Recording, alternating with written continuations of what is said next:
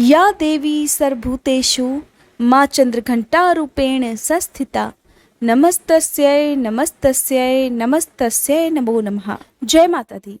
गुप्त नवरात्रि के तीसरे दिन माँ चंद्रघंटा की पूजा के साथ साथ 10 महाविद्याओं में से तीसरी महाविद्या माँ त्रिपुर सुंदरी की पूजा की जाती है।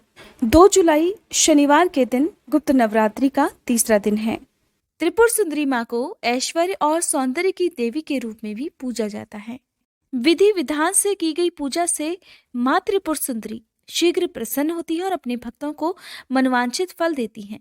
उनमें सूर्य के समान तेज समाहित है।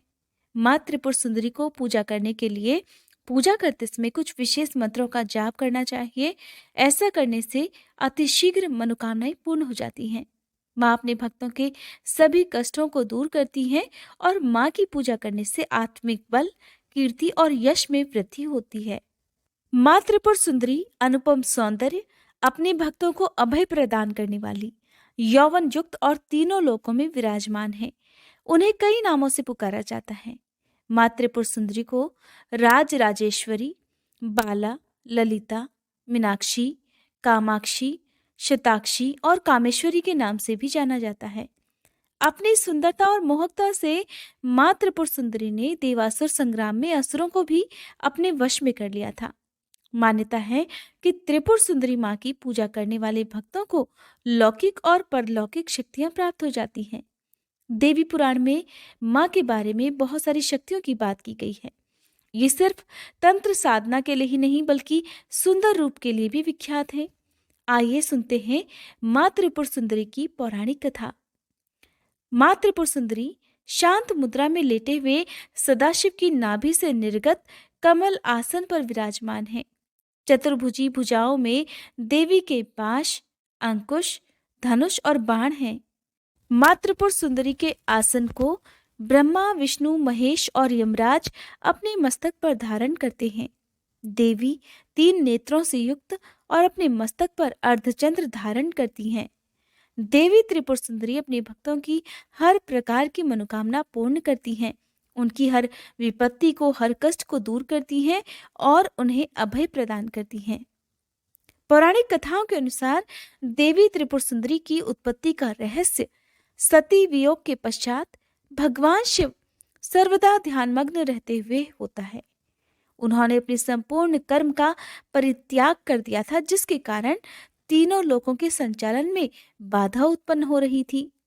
उधर तारकासुर ने ब्रह्मा जी से वरदान प्राप्त किया था कि उसकी मृत्यु केवल भगवान शिव के पुत्र द्वारा ही होगी। समस्त देवताओं ने भगवान शिव को ध्यान से जगाने के लिए कामदेव और उनकी पत्नी रति को कैलाश पर्वत पर भेज दिया। कामदेव ने कुसुमसर नामक मोहिनी बाण से भगवान शिव पर प्रहार किया, जिसके परिणाम स्वरूप भगवान शिव का ध्यान भंग हो गया। देखते ही देखते भगवान शिव के तीसरे नेत्र से उत्पन्न क्रोध अग्नि ने कामदेव को जलाकर भस्म कर डाला। कामदेव की पत्नी रति द्वारा अत्यंत दारुण विलाप करने पर भगवान शिव ने कामदेव को पुनः द्वापर युग में भगवान कृष्ण के पुत्र के रूप में जन्म धारण करने का वरदान दे दिया और वहां से अंतर्ध्यान हो गए। सभी देवताओं रति के जाने के पश्चात भगवान शिव के एक गण द्वारा कामदेव की भस्म से मूर्ति निर्मित की गई और उस निर्मित मूर्ति से एक पुरुष पैदा हुआ। उस पुरुष ने भगवान शिव की स्तुति की। इसके पश्चात भगवान शिव द्वारा उस पुरुष का नाम भांड रखा गया।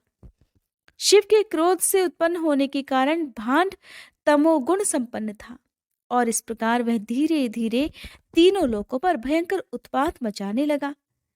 देवराज इंद्र के राज्य के समान ही भांडासुर ने स्वर्ग जैसे राज्य का निर्माण किया और वहां पर राज करने लगा। इसके पश्चात भांडासुर ने इंद्रलोक और स्वर्गलोक को चारों ओर से घेर लिया। भयभीत इंद्र देवर्षि नारद की शरण में गए और इस समस्या के निवारण का उपाय पूछा। तब देवराज इंद्र के पूछने पर देवर्षि नारद ने आद्या शक्ति की यथाविधि अपने रक्त और मांस से आराधना करने का सुझाव दिया। देवराज इंद्र ने देवी की आराधना की और तब देवी ने त्रिपुर सुंदरी रूप से प्रकट होकर भांडासुर का वध कर देवराज पर कृपा की और समस्त देवतागणों को भयमुक्त कर दिया। गुप्त नवरात्रि के तीसरे दिन पूजा करते समय मंदिर में घंटी जरूर बजाएं, क्योंकि ये दिन माँ चंद्रघंटा का भी दिन होता है और माँ चंद्रघंटा अपने भक्तों की हर प्रकार के शत्रुओं से रक्षा करती हैं, उनके शत्रुओं को शांत करती हैं।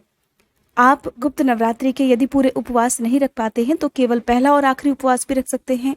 अगर किसी कारणवश आप पहला और आखिरी उपवास भी ना रख पाएं तो आप गुप्त नवरात्रि के दिनों में माँ की 10 महाविद्याओं की पूजा विधि विधान से करें।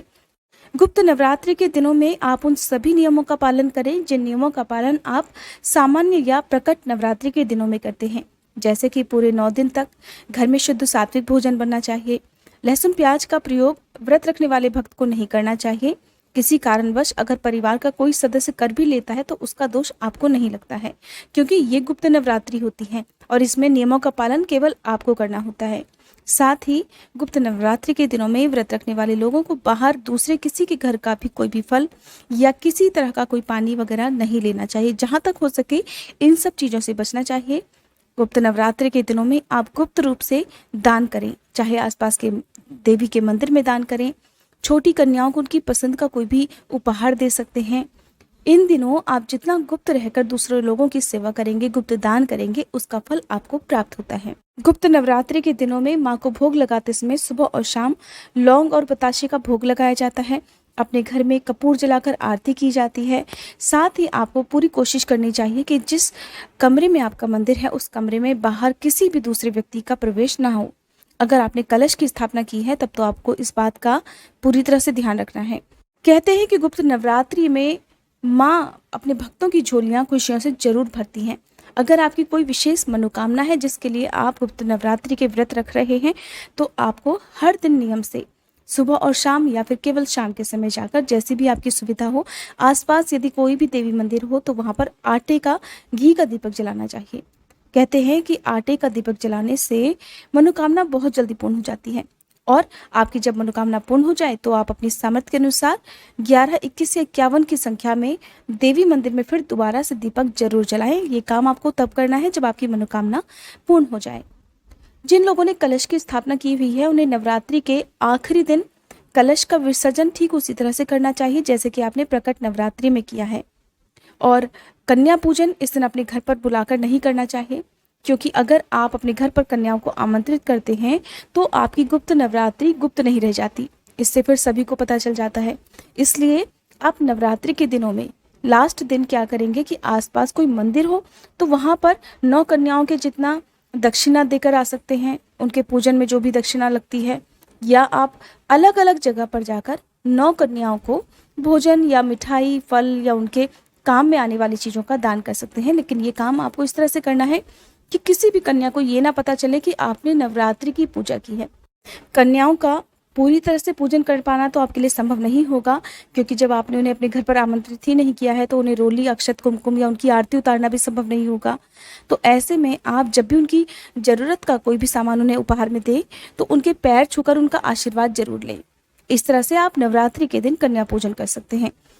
आपको कन्या पूजन के लिए 1, 2, 5, 7 जितनी भी कन्या मिले आप उन्हीं का पूजन करें। साथ में एक बटुक भैरव की पूजा, यानी कि एक बटुक भैरव को भी उपहार जरूर दें, तभी नवरात्रि के व्रतों का समापन माना जाता है।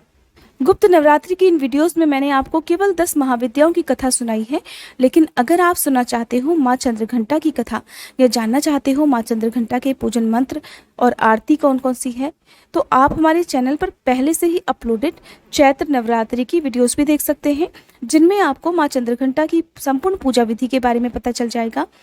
आप हमारे चैनल की प्लेलिस्ट में जाकर अगर आप सर्च करेंगे व्रत कथा और कहानी नवरात्रि वीडियो तो आपको सारी वीडियोस की डिटेल एक लाइन से मिल जाएगी। अगर ना मिले तो आप कमेंट बॉक्स में मुझसे पूछ सकते हैं, ताकि मैं उन वीडियोस का लिंक भी आपको हर दिन शेयर कर सकूं। वीडियो अगर पसंद आई हो तो प्लीज़ वीडियो को लाइक कीजिएगा। कमेंट बॉक्स में जय माता दी लिखकर बताइएगा कि ये वीडियो आपको कैसी लगी।